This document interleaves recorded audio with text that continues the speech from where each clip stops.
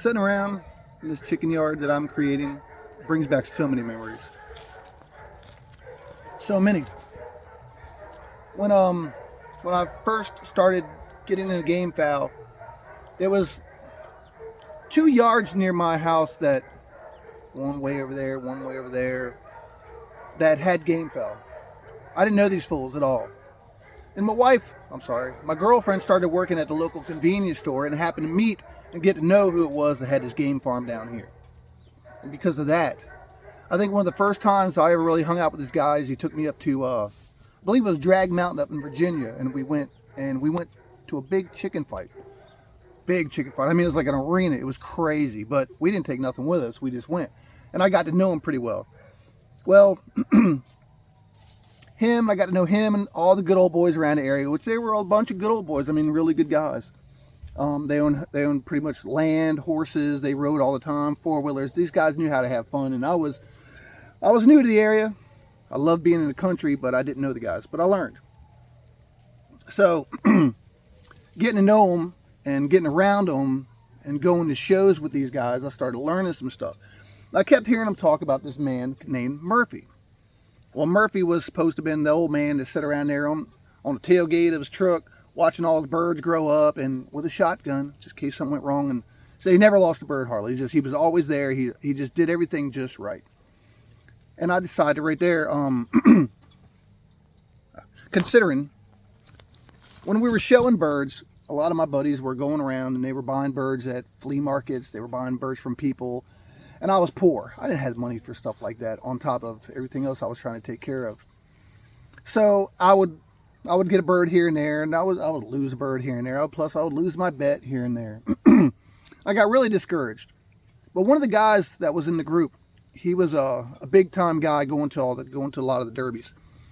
And he was like, "Look, man," he said, "if you're serious about this, you want to do it right, I got some brood stock. I'll let you borrow. I already got everything. I got my own families off of these guys. They're great birds, hatches." And he had a white claret that had won a bunch of times. Well, I love hatches. So I took the hatches to the house. I had like 4 or 5 hens and a good rooster. I took the white claret and I found some blue mug hens, and I put him over top of them. They were dynamite. So I raised my own birds. First time I raised them, I mean everything from setting the eggs, make sure everybody was doing what they were supposed to be doing. I made it all right. There's going to be some tips when breeding season comes up I'm going to show you. But what I'm trying to say is I did everything the best I could. All the babies were toe punched right off the egg. I knew who everybody was. When they got older, put a leg band on them, so now I know who you are, but now you're an individual. And that's the best way to keep track of all your birds. A notebook, write this stuff down. You know, your toe punches and your markings or anything else that happens. The mom, the dad, their numbers, do all that because you're going to want to go back to that and check it later. So like right now, I'm starting from scratch. I'm starting with a pair of Kelsos, trio of blues. I've got a pair of hatches over there, and I've got a pair over here that they're just crossed. But I like them, so I'll make that a pair because they both supposedly have flary eye gray in them. They're 3-way crosses. So the gray is not dominant, but they do have the top on their head. And I really like that. And the stag, high station. He's a really good looking stag. He's starting to crow pretty good now. So that'll be a pair. I usually don't like breeding mixed birds. The only way I do that is for show. And since I don't show, but I'm going to be doing things the way I used to do them. I'm starting them all pure. I'm going to have birds available, next summer. Not in the spring. I'm not selling chicks.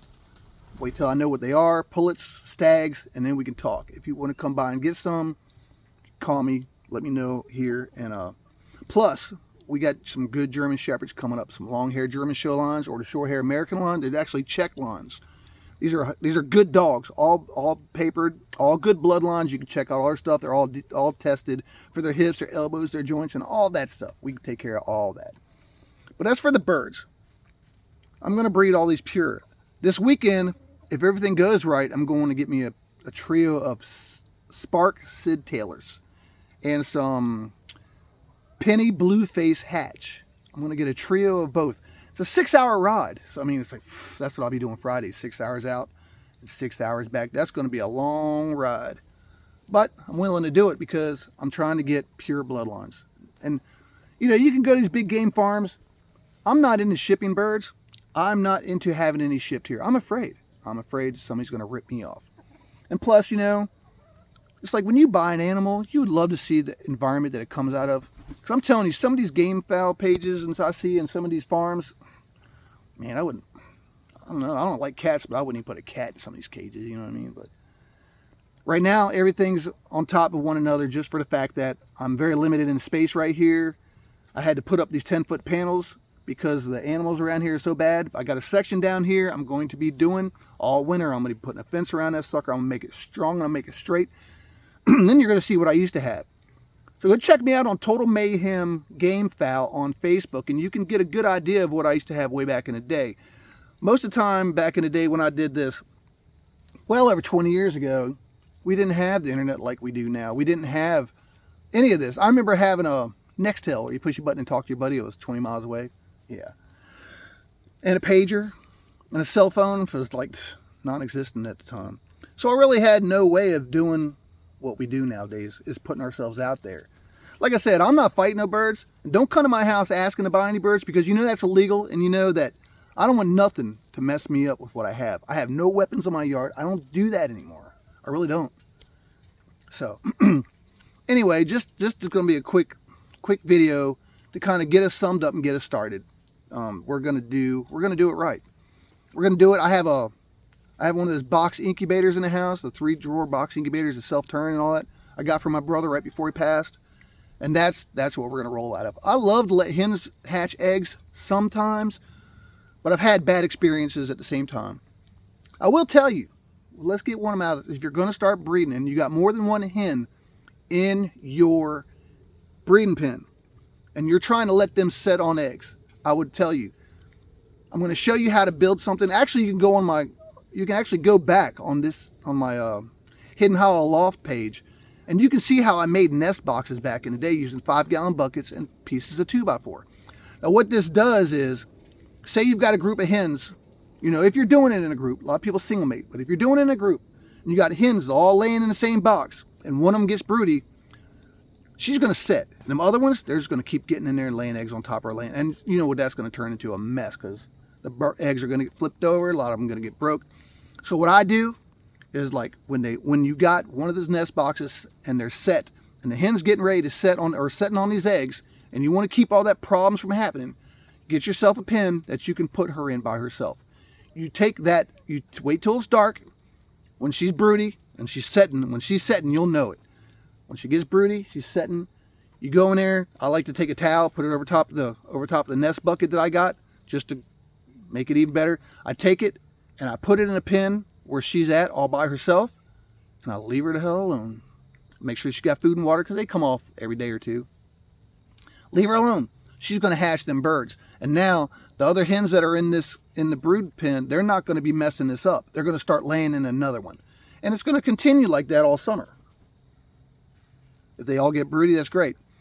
I've had times where, you know, you want eggs to go, you want to hatch them real well. Had problems. So incubator works really well too, because you can kind of regulate what you got. I will just tell you, always mark your eggs so you know what it is. And like in the incubators, I always have a special spot for each certain kind of egg. So when they start hatching, I know what they are. As soon as they come out, get dried off, I toe punch them. That way when they get mixed up together, because you're going to raise them together, you're going to know what they are. So that's just a quick tip. This is one of my tips to get us started here. I know it's only November. I'm not even looking until February, March to even start doing this. But a good high protein feed. I just went today. I work at Tractor Supply. Got a bag of whole corn and some of this scratch grain, high protein scratch. Look at this. Not bad. I was kind of impressed. Look at that. That's not bad. Heat for corn's in there for heat and warmth. It's got sunflowers, milo, protein pellets, wheat, popcorn, like I said, milo and cracked corn. Oh yeah, it's nice. And it smells good too. It smells good for some reason. And I have laying pellets up in there also. But I guess what I'm saying is, if you're going to do this, do it right. If you want to do this and do it where you're not losing your butt all the time, there's certain tips and tricks we can do. And I'm sure you can chime in here anytime and say, hey, I got an idea as well, because you know I'm great. I love to hear new ideas. I love to hear new ideas. So what we're going to do is we're going to start breeding some birds. Total Mayhem Gamefowl is back in action. And like I said, if everything goes right, I'm going to be traveling this weekend to get 2 more bloodlines. And that's it. That's still too much for me right now to start off. But I don't play this time. Last time it took me a long time to get started. Money was a big factor back then. Not so much anymore, just for the fact that I'm older now and I'm more, you know, I'm older now. My money doesn't go to certain places that it used to go to back in the day. So we're good. We're going to get this going. And I hope you all guys stick around and watch. And if you have any questions, I'd love for you to subscribe to this new page. It was a Total Mayhem Adventures page. I switched it around and I got back into birds. I couldn't get a subscriber to save my butt on that page hardly. What, I had 64? I have 64 now. So if y'all guys can subscribe, share, even like it, put the like button. And that would be greatly appreciated, because I want this to grow. I want the Gamefowl thing to grow. And I have seen it. It's all over Facebook nowadays. YouTube's not so much. Most of the videos on there are old. You know, I was looking at them the other day, and the only thing normal nowadays is a bunch of short videos, and I don't really get into those too much. So that's what we're going to do. That's where we're going with this. Stick around. I think we're going to have a great time. Thanks for watching.